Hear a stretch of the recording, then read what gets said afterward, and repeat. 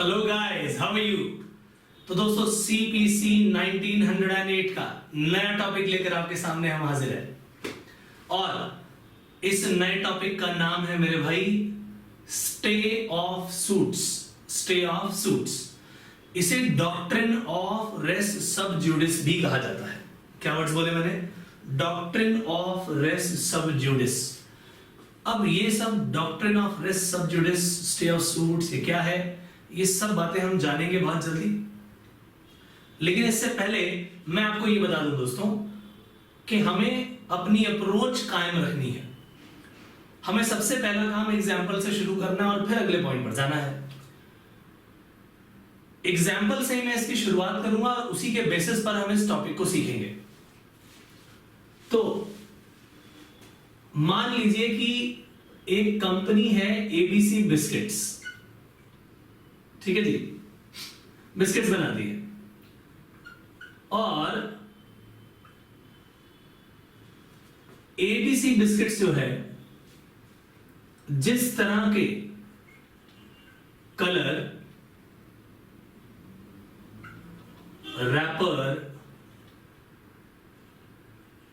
लोगो, इन सब का इस्तेमाल करती है, वैसा ही, ये तो दिल्ली में है मान लीजिए, वैसे ही एक कंपनी है ACB बिस्किट्स। ये भी वैसा ही कुछ colour,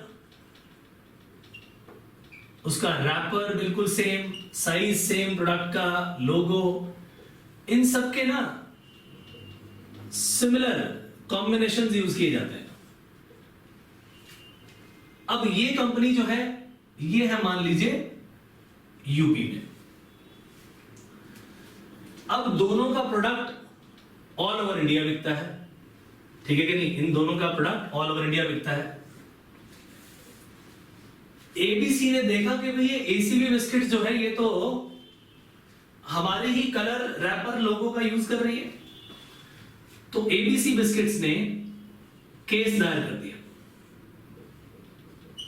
file a case in Delhi court. 1 जनवरी 2015 मानिए। उधर ACB बिस्किट भी सेम मैटर पर इन्होंने क्या कहा कि भाई हमारे इन कलर, रैपर, लोगो वगैरह का सेम कलर का इस्तेमाल ACB कर रही है। तो मैटर इन इशू क्या था कि हमारे इन लोगों को, इन लोगोज, रैपर्स, कलर वगैरह को कॉपी करके हमारे नाम का फायदा उठाया जा रहा है और उसका नाम भी हमसे सेम ही है।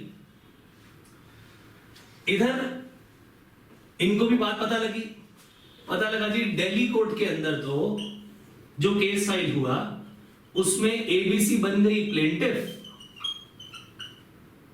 ठीक है जी, और ACB को कहा गया कि भाई आपने रिटर्न स्टेटमेंट फाइल करो, यानी वो बन गए डिफेंडेंट। मेरी बात समझे? अब ऐसा पर्टिकुलर केस होने के बाद ACB ने क्या किया? ACB बिस्किट्स ने एक केस फाइल किया। कहां पर? In UP court. यूपी की कोर्ट में केस फाइल कर दिया। कब केस फाइल किया? 15 जनवरी या 15 फरवरी मान लो 2015। और अभी इस केस का फैसला नहीं हुआ है, ये है अभी अंडर गोइंग केस, ठीक है कि नहीं? केस के चलते चलते ही ACB ने कहा अच्छा बेटा तुमने हमारे ऊपर केस फाइल किया, हम भी तुम्हारे ऊपर केस फाइल करेंगे। तो ज्यूरिसडिक्शन दोनों की थी, दिल्ली कोर्ट की भी थी ज्यूरिसडिक्शन यहां पर और यूपी कोर्ट की भी थी, क्योंकि ACB अपना माल दिल्ली में भी बेचती थी और ABC अपना माल यूपी में बेचती थी। तो भाई ऐसे पर्टिकुलर केस में जब यहां पर एक केस फाइल हो गया तो 15 फरवरी को ACB ने एक केस दायर किया यूपी कोर्ट के अंदर और उसमें ACB प्लेंटिफ और एबीसी क्या बन गई? डिफेंडेंट।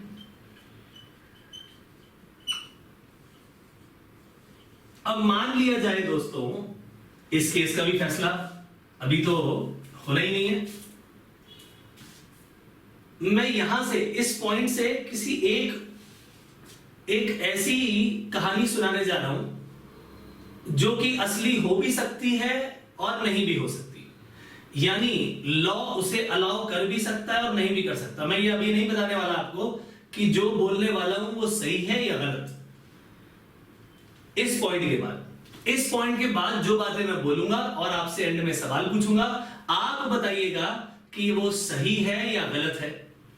क्योंकि लॉ हमेशा सही बनाया जाता है और आप लोगों में भी वो ताकत है कि ये पहचान करने की ये सही है या गलत। क्या ये बात समझ आई है? नहीं तो यहां से जो बातें मैं बोलने जा रहा हूं ध्यान से सुनिएगा। अब पता चला यहां पर भी केस शुरू हो गया, यहां पर भी अंडरगोइंग केस है। कभी डेट यहां दी जाती है तो ये लोग वहां पहुंचते हैं, कभी ये डेट यहां दी जाती है तो एबीसी वाले यहां पहुंचते हैं। दोनों जगह ये फैसला चल रहा है साथ साथ, दोनों जगह गवाहों को बुलाया जा रहा है, दोनों जगह एविडेंस लिए जा रहे हैं। दो कोर्ट्स इस एक मैटर इन इशू को सॉल्व करने में लगी हुई हैं। देखा जाए तो दोनों जगह इन दोनों कोर्ट्स में सेम मैटर इन इशू है दोस्तों। क्या कहा मैंने? ये है सेम मैटर इन इशू। पता लग रहा है दोनों जगह सेम मैटर इन इशू है, जो कि डायरेक्टली एंड सब्सटेंशियली सेम है। बिल्कुल क्या वर्ड कहे मैंने? डायरेक्टली एंड सब्सटेंशियली सेम है। ये मैटर इन इशू क्या है? सेम। कैसा है सेम? Directly and substantially. मैं इसे यहां लिख देता हूं जगह ना होने के कारण, बट ये वर्ड्स बड़े इंपॉर्टेंट है। ठीक है जी, ये directly and substantially same matter in issue है और दोनों जगह वही गया हुआ है। अब दोनों कोर्ट्स अपना अपना समय इस पर लगा रही हैं, दोनों कोर्ट्स अपने अपने बयान ले रही हैं, दोनों कोर्ट्स अपने अपने एविडेंस इकट्ठे करवा रही हैं और दोनों कोर्ट्स अपना अपना फैसला सुनाएंगी। बोलिए हाँ या ना। और क्योंकि ये दो अलग अलग कोर्ट्स हैं दोस्तों, ऐसा भी हो सकता है कि जो फैसला आए उन दोनों फैसलों में कॉन्ट्राडिक्शन हो। ये मान लो एबीसी को जिता दे और ये कोर्ट कहता है नहीं जी नहीं, एसीबी जीत गई। ऐसा पॉसिबल है या नहीं? तो ऐसी पोजीशन में जरा सोचिए कि हमारा लॉ कैसा होना चाहिए। और दूसरी बात, कोर्ट का समय बर्बाद हो रहा है भाई। न जाने कितने केसेस पेंडिंग है, एक ही मैटर को डील करने के लिए कि आखिरकार दो कोर्ट्स की जरूरत है। हालांकि ये मान लिया कि दोनों के दोनों कोर्ट्स के पास जुरिस्डिक्शन है, दोनों के पास कॉन्करेंट जुरिस्डिक्शन है, दोनों के पास इस केस को टेकअप करने की पावर है। तो आप बताइए, अब मैं आपसे सवाल पूछता हूं कि क्या ये दूसरा केस जो फाइल किया गया, दूसरा केस क्यों बोल रहा हूं? क्योंकि इसको फाइल करने का टाइम बाद में था, क्या इस केस की जरूरत थी? क्या यह समझा जा रहा था कि भाई दिल्ली कोर्ट इस केस का सही फैसला लेने में असमर्थ है? क्या कोर्ट के पास जरूरत से ज्यादा वक्त पड़ा हुआ है कि भाई आते जाओ हम तो किसी भी तरह का फैसला सुनाएंगे? तो देखा जाए तो भाई इस केस की क्या जरूरत थी? मैं तो कहता हूं इस केस की कोई जरूरत नहीं थी। अगर सेम मैटर डायरेक्टली और substantially same matter in issue है, जिस पर ऑलरेडी एक केस शुरू हो चुका है और ये कॉम्पिटेंट कोर्ट है जिसकी प्रॉपर जुरिस्डिक्शन है, वहां ऑलरेडी केस चल रहा है, तो भैया उसी तरह का केस सेम मैटर को लेकर के दूसरे कोर्ट के पास जाने की क्या जरूरत है? और अगर आप चले भी गए तो भैया यहां पर कोर्ट की जिम्मेदारी होनी चाहिए कि भैया सुनो, अगर ये पता लग गया कि ऐसा सेम मैटर इशू ऑलरेडी दूसरी जगह पर है, तो जो ये कोर्ट है, कौन सा? यूपी का कोर्ट, ये इस केस को प्रोसीड करने से डिनाई कर देगा। क्या ये बात समझ आई है? नहीं? क्यों डिनाई करेगा? वो कहेंगे भैया एक बात बताओ, ऑलरेडी सेम मैटर जो कि directly and substantially same matter in issue है, इस पर ऑलरेडी एक केस अंडरगोइंग है जिस पर फैसला अभी आना बाकी है। तो आखिरकार ये केस आप हमारे पास लेकर क्यों आ रहे हो? तो ऐसे इस पर्टिकुलर केस में जो सेकंड केस है दोस्तों, जो ये सेकंड केस फाइल किया गया, तो कोर्ट, ये जो सेकंड कोर्ट है, इसे प्रोसीड करने की इजाजत नहीं है और इसे क्या करना पड़ेगा? स्टे ऑफ सूट करना पड़ेगा। क्या करना पड़ेगा? स्टे ऑफ सूट, यानी इस केस को वहीं पर रोक दिया जाएगा। This is called doctrine of सब जुडिस। क्या कहा जाता है दोस्तों इसे? डॉक्ट्रिन ऑफ सब जुडिस। बेहद इंपॉर्टेंट पॉइंट दोस्तों। तो आप बड़े ध्यान से समझ लीजिए कि अगर कोई एक पर्टिकुलर केस, एक जुरिस्डिक्शन जिस कोर्ट के पास है, उस जुरिस्डिक्शन वाले कोर्ट के पास ऑलरेडी एक केस अंडरगोइंग है जिसका फैसला आना अभी बाकी है। अंडरगोइंग कैसे? ठीक बात है कि नहीं? तो चाहे इस कॉम्पिटेंट कोर्ट के पास ड्यू है या सुप्रीम कोर्ट के पास ड्यू है, तो आप किसी और कॉन्करेंट जुरिस्डिक्शन वाली कोर्ट के पास नहीं जाएंगे। जाने पर कोई दिक्कत नहीं है। कोर्ट ये कहता है, लॉ हमारा ये कहता है कि अगर इस व्यक्ति ने केस फाइल कर भी दिया, केस फाइल करने पर रोक टोक नहीं है मेरे भाई, लेकिन यहीं पर कोर्ट की जिम्मेदारी बना दी। जिसके पास बाद में ये केस आया, उस कोर्ट की जिम्मेदारी बना दी that you should not proceed with this case, you should deny to proceed this case, you should put a stay on this very suit. Why? Because the decision is pending in any other court having jurisdiction on the same matter which is directly and substantially the same. तो इस court की जिम्मेदारी लगा दी, भैया तुम doctrine of सब जुडिस को follow करोगे और इस केस को वहीं पर स्टे पे लगा दोगे, और इस केस का जब फैसला आएगा मेरे भाई, तो वो जो फैसला सुनाया जाएगा that will prove as res judicata.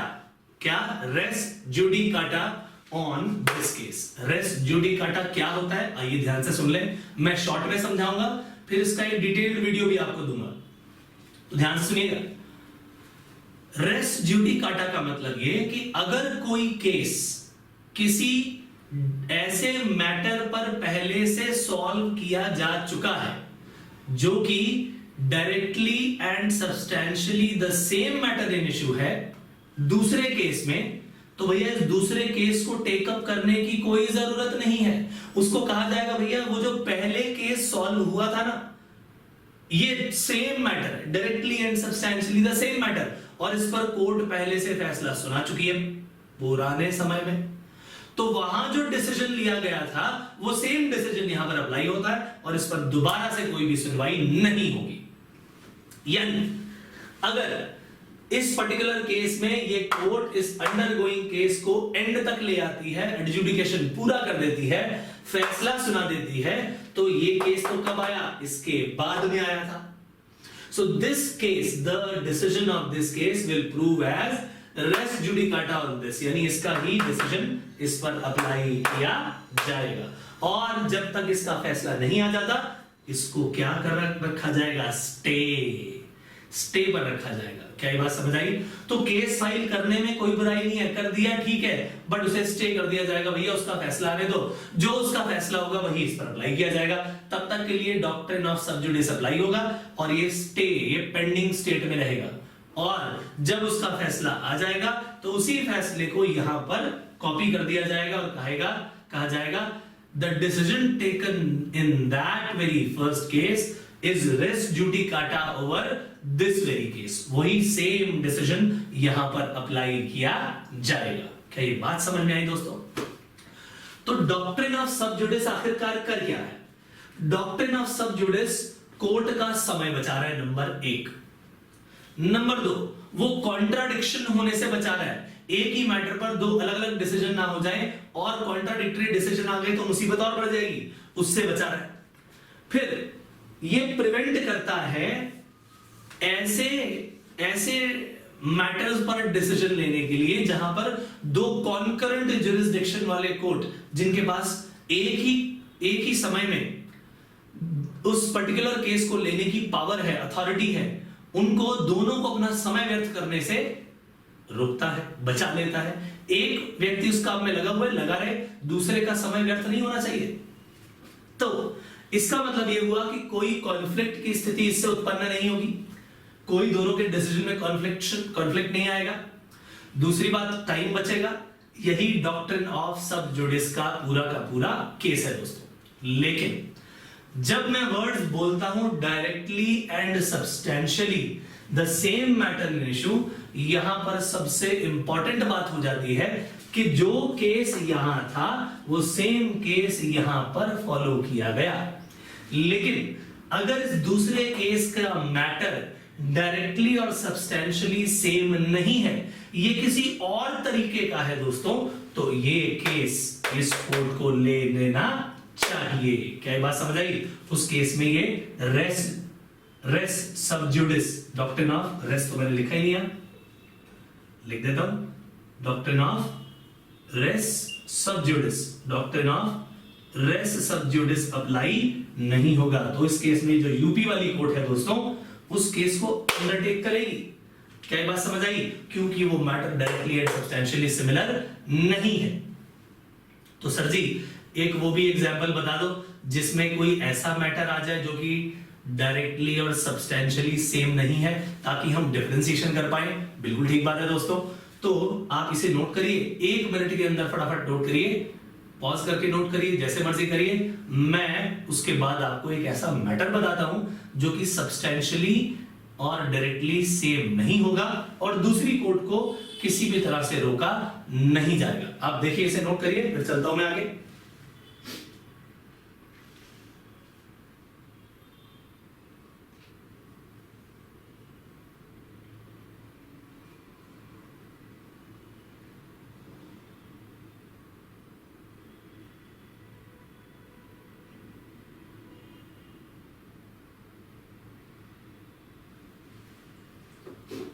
चलिए दोस्तों आगे।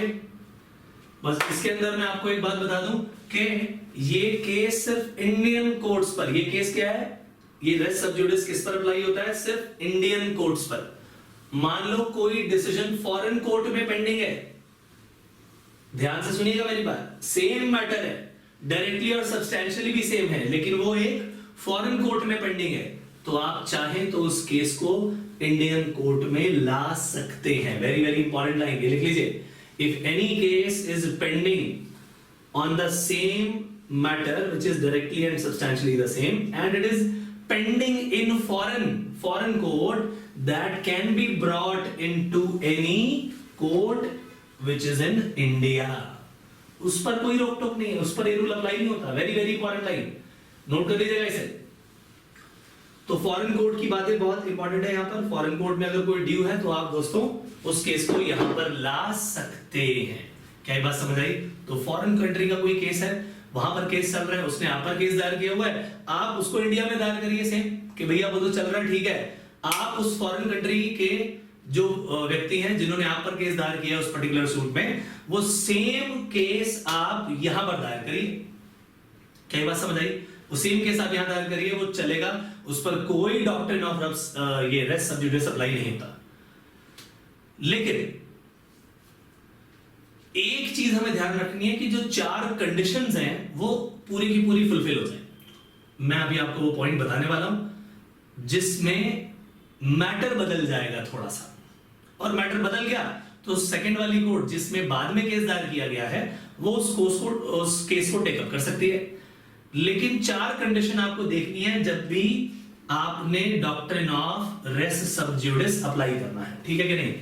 तो एक तो हिस्सा जो हमें करना है वो क्या है? डॉक्ट्रिन ऑफ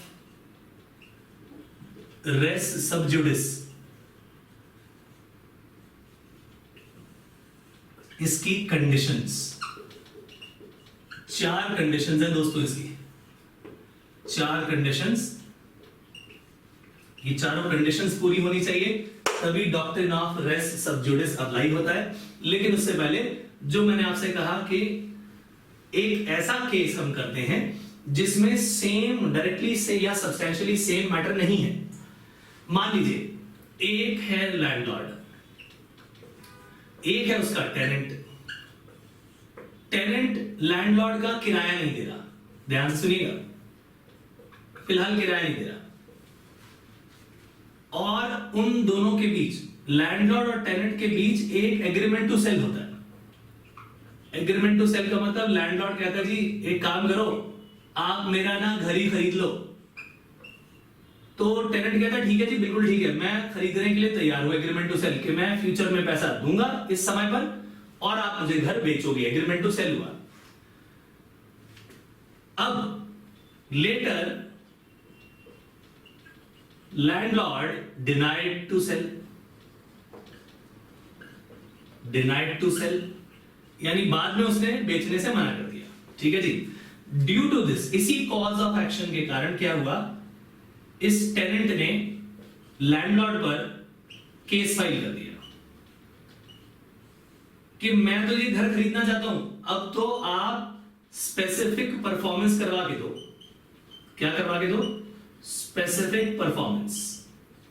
यानी मैं पैसा देने के लिए तैयार हूं, ये हो गया प्लेंटिफ, PLAIN लिख देता हूं खाली, प्लेंटिफ। ये डिफेंडेंट को डिफेंड लिख देता हूं, पहचान जाइएगा। ये कहता है कि अब तो प्लेंटिफ कहता है स्पेसिफिक परफॉर्मेंस करवाओ जी, मैं पैसा देने के लिए तैयार हूं, मिस्टर लैंडलॉर्ड से बोलो कि वो जल्द से जल्द मुझे घर का पोजीशन दे, पैसा देता हूं मैं। अब मान लो एग्जांपल देता हूं कि ये 1 जनवरी 2015 के दिन केस फाइल किया गया था। अब 15 फरवरी 2015 को एग्जांपल लैंडलॉर्ड ने केस दायर किया, एक लैंडलॉर्ड ने टेनेंट के अगेंस्ट केस दायर कर दिया। यहां लैंडलॉर्ड कौन हो गया भाई? प्लेंटिफ। और डिफेंडेंट कौन हो गया? टेनेंट। लैंडलॉर्ड का कहना है जी कि मुझे तो एविक्शन चाहिए, एविक्शन ऑफ प्रॉपर्टी, मेरी प्रॉपर्टी खाली कराओ। क्यों खाली कराओ? As tenant is not paying rent.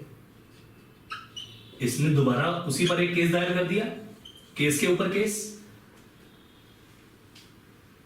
तो देखा जाए जो ये एविक्शन ऑफ प्रॉपर्टी है, ये तो रेंट कंट्रोल एक्ट के अंदर केस दायर किया गया, रेंट कंट्रोल एक्ट के अंदर केस दायर हुआ। और ये लैंडलॉर्ड और टेनेंट की आपस की रिलेशनशिप दिखाता है कि भाई लैंडलॉर्ड है, ये टेनेंट है, इसने इसका पैसा नहीं दिया रेंट, इसीलिए वो उसको खाली कराना चाह रहा है। यहां पर जो है एक बायर और सेलर की कहानी है, यहां तो बायर और सेलर की बात हो रही है, यहां पर दोनों का रिलेशन अलग है। यहां एग्रीमेंट टू सेल हुआ है एक, तो यहां रिलेशन लैंडलॉर्ड और टेनेंट का है, यहां बायर और सेलर का है, और दोनों ही केसेस का नेचर पूरी तरह से अलग है। क्या ये बात समझ आई या नहीं? अब ये केस मान लीजिए दिल्ली कोर्ट में था, ये केस मान लीजिए दिल्ली में ही आया, लेकिन दूसरा केस है। तो ध्यान से सुनिएगा दोस्तों, क्योंकि इन दोनों का जो सब्जेक्ट मैटर है वो डायरेक्टली एंड सब्सटेंशियली सेम नहीं है, इसी कारण से ये जो दिल्ली कोर्ट है इस दूसरे केस को भी टेकअप करेगा, और यहां ये जो डॉक्ट्रिन ऑफ रेस सबजुडिस है ये अप्लाई नहीं होगा। मैंने क्रॉस लगा दिया, यहां पर अप्लाई नहीं होगा, यानी इस केस को दिल्ली कोर्ट लेगा क्योंकि इसका नेचर उससे पूरी तरह से अलग है मेरे भाई। क्या ये बात क्लियर हुई सबको? तो हमें क्या देखना होता है, 4 कंडीशंस हमारी पूरी हो जाए, 4 कंडीशंस हमारी डॉक्ट्रिन ऑफ रेस सबजुडिस की, कि भाई केस जो फाइल हुए ये डिफरेंट टाइम्स पर हुए, ठीक बात है कि नहीं? एक साथ नहीं, डिफरेंट टाइम पे हुए, राइट? जरा पहले वाले एग्जांपल में देखिए, उसमें डिफरेंट टाइम पर केस फाइल हुए थे। दूसरी बात कि यहां पर जो मैटर है, कौन सा मैटर? मैटर इन इश्यू, ये डायरेक्टली एंड सब्सटैंशियली सेम है। तीसरी बात, जिन पार्टीज ने ये पहले वाला केस दायर किया था, दूसरे केस में भी वो सेम पार्टीज हैं। और तीसरी बात, केस जो है right now it is pending in the court where it was filed first, यानी जहां पर पहले दायर किया था केस। तो जहां पर ये 4 कंडीशन पूरी हो जाए दोस्तों, वहां पर आपका doctrine of res judice apply होगा। जहां पर इन चारों कंडीशन में से एक भी कंडीशन ऐसी है जो कि पूरी नहीं हो रही, तो समझ लीजिएगा वहां पर ये doctrine of res judice apply नहीं होगा, जैसा कि इस पर्टिकुलर एग्जांपल में आपने देखा। क्या ये बात समझ आई दोस्तों? तो हमारे इस डॉक्ट्रिन ऑफ रेस जुडिस में क्या क्या बातें आपने सीख ली कि अगर सेम पार्टीज में केस है, सब्जेक्ट सब्सटैंशियली सेम है, डायरेक्टली सेम है, केस डिफरेंट टाइम्स पे फाइल किया गया है, पहली बार जहां फाइल किया गया था वहां केस अभी भी पेंडिंग स्टेट पर है, उसका फैसला नहीं हुआ, तो भैया दूसरी जगह जहां पर आपने केस फाइल किया है, आप फाइल तो कर सकते हो केस, लेकिन उस कोर्ट को इस पर्टिकुलर केस को स्टे पर लाना पड़ेगा, डॉक्ट्रिन ऑफ रेस सब जुडिस अप्लाई करना पड़ेगा, और पुरानी पहले जहां पर केस फाइल हुआ था उसके फैसले की वेट करनी पड़ेगी, और वहां का जो फैसला होगा वही इस पर अप्लाई होगा। That will prove as doctrine of res judicata. क्या ये बात समझ आई? और आखिरकार इसे अप्लाई क्यों करवाते हैं भाई? क्योंकि नंबर 1, कोर्ट का ज्यादा से ज्यादा समय बचाना है, व्यर्थ नहीं करना, कॉन्फ्लिक्ट ऑफ डिसीजन ना आ जाए इसलिए काम किया जाए, और क्योंकि कोर्ट्स के अंदर अपनी कॉन्करेंट जुरिस्डिक्शन है, दोनों के पास जुरिस्डिक्शन है, तो भाई जिसके पास पहले केस आया उसी के पास ये केस रहना चाहिए। क्या ये बात समझ आई?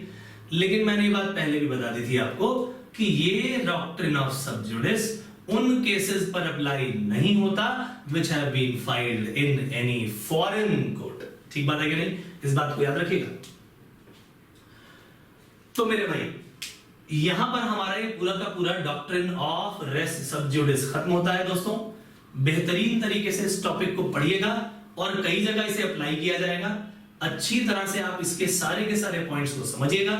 हम एक नए टॉपिक के साथ आने वाले समय में आपके पास मिलेंगे। आपसे वादा रहा कि रेस जुडिकाटा को भी और अच्छे तरीके से एक्सप्लेन किया जाएगा। यहां पर तो शॉर्ट में एक्सप्लेन करना पड़ा क्योंकि उसकी एक लाइन यहां पर अप्लाई होती है। नया जो वीडियो आएगा रेस जुडिकाटा का, that will be very very interesting. तब तक के लिए इजाजत दीजिए, बाय बाय।